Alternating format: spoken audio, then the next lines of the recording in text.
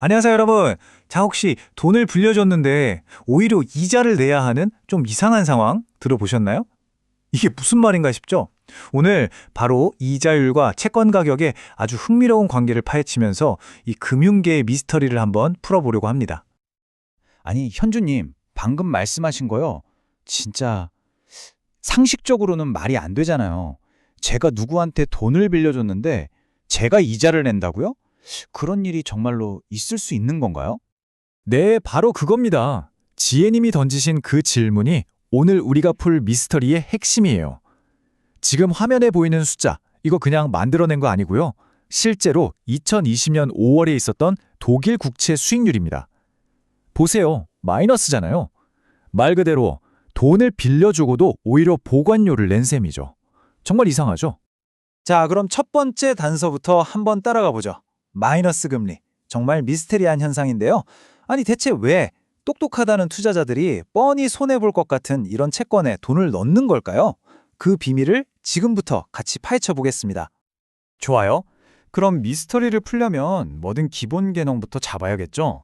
이 사건의 중심에 있는 채권이라는 게 대체 뭔지 그것부터 확실하게 짚고 넘어가야 할 것 같아요. 맞습니다. 채권, 어렵게 생각할 거 없어요. 그냥 정식으로 발행된 차용증이다 이렇게 생각하시면 딱 맞습니다. 그러니까 정부나 회사가 돈이 필요할 때 저희한테 돈 좀 빌려주세요. 그러면 매년 이자 꼬박꼬박 드리고 약속한 날짜에 원금도 전부 갚을게요. 이렇게 약속하면서 발행하는 증서. 그게 바로 채권입니다.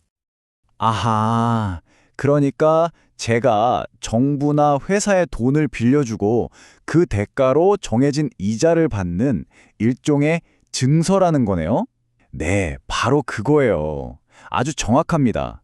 채권을 샀다는 건 내가 그 기관의 채권자, 그러니까 돈을 빌려준 사람이 되었다. 이런 뜻이죠. 개념 자체는 아주 간단하죠? 자, 이제부터가 진짜 미스터리의 핵심입니다. 그럼 채권 가격은 왜 계속 변하는 걸까요? 그 비밀은 바로 시속 게임이 있습니다. 이걸 이해하면 거의 다 온 거예요. 채권 가격하고요, 시장 이자율은 마치 시소처럼 항상 반대로 움직입니다.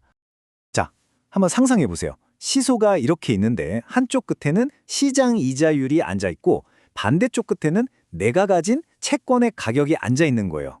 한쪽이 쑥 올라가면 다른 한쪽은 어떻게 되죠? 당연히 내려가죠.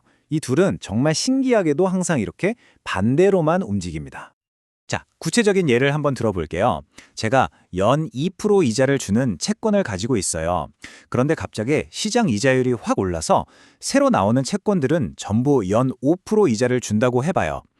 여러분 같으면 제 2%짜리 채권 사고 싶으세요? 당연히 아니죠. 다들 5%짜리 사러 가겠죠. 그럼 제 채권은 어떻게 될까요?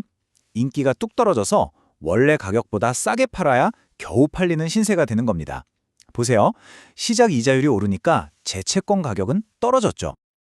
아하, 알겠다. 새로 나온 신상 채권이 이자를 훨씬 더 많이 주니까 제가 가진 구형 채권은 인기가 없어져서 싸게 빨아야 하는 거군요. 완전 이해됐어요. 바로 그거예요, 지혜님. 와, 방금 채권 가격 변동의 절반을 완벽하게 이해하셨습니다. 맞아요. 새로운 게 더 좋게 나오면 옛날 건 가치가 떨어지는 것과 똑같은 이치죠. 자, 그럼 반대의 경우는 어떨까요? 이번엔 제가 연 5%짜리 아주 좋은 채권을 가지고 있어요. 그런데 시장 이자율이 뚝 떨어져서 이제 새로 나오는 채권은 고작 연 2%밖에 안 준대요. 그럼 갑자기 어떻게 될까요?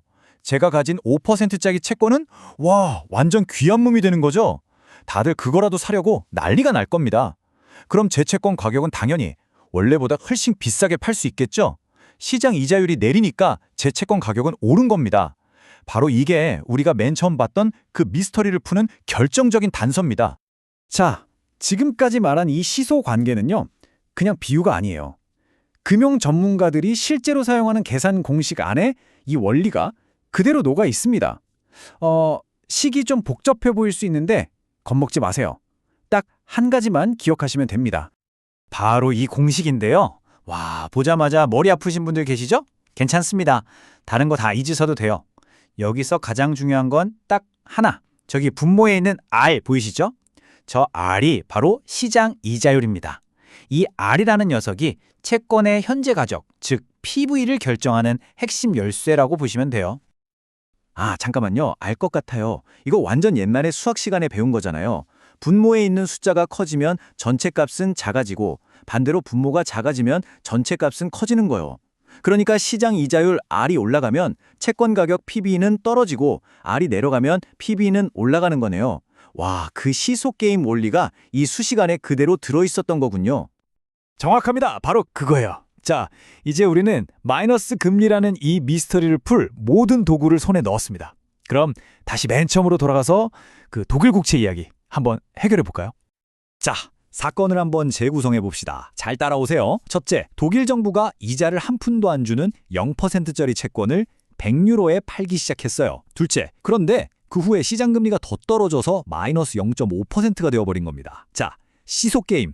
기억하시죠? 시장 금리가 내려갔으니 원래 있던 0%짜리 채권 가격은 어떻게 될까요? 그렇죠. 올라가죠. 셋째, 그래서 투자자들은 이 0%짜리 채권 가격이 102.6유로로 올랐는데도 이걸 사는 겁니다. 아니 왜 손해보면서 사냐고요? 이 사람들은 이자를 받으려는 게 아니에요. 나중에 시장 금리가 마이너스 1%로 더 떨어질 거다. 그럼 이 채권 가격은 104유로까지 오를 거다. 라고 예측하고 그때 팔아서 시세 차익을 남기려는 거죠. 즉 이자가 아니라 가격 상승 자체에 베팅을 한 겁니다. 물론 예상과 다르게 만기까지 그냥 들고 있게 되면 102.6유로 내고 100유로만 돌려받으니까 손해가 확정되는 거고요. 와, 드디어 미스터리가 다 풀렸네요. 그러니까 마이너스 수익률의 비밀은 이자를 받겠다는 게 아니라 앞으로 금리가 더 떨어질 거라고 보고 채권 가격이 오를 때 팔아서 시세 차익을 얻으려는 거였군요. 신기하다. 그럼 오늘 배운 내용 중에 진짜 중요한 핵심만 딱 정리해 볼까요? 네, 그럼 채권 투자를 할 때 절대 잊지 말아야 할 세 가지 3계명입니다. 첫째, 이자율과 가격은 뭐다? 시소다. 항상 반대로 움직입니다.